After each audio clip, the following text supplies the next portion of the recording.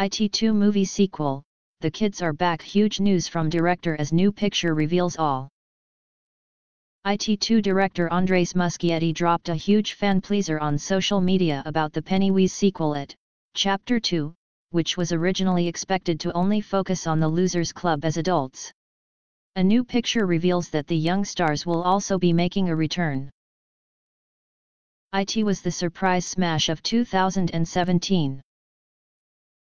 When it was made, a sequel wasn't even being lined up, but the immediate extraordinary box office success meant IT 2 was already being confirmed in the film's opening weeks.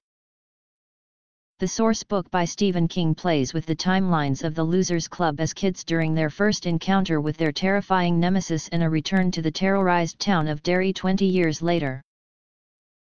The first movie concentrated purely on the childhood horrors, but Muschitti has just thrown our expectations of what ground the sequel will cover.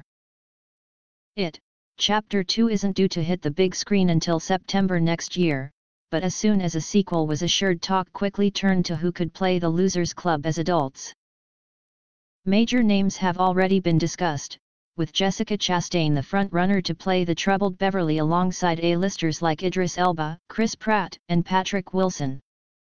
It was assumed that the second movie would be a self-contained story like the first.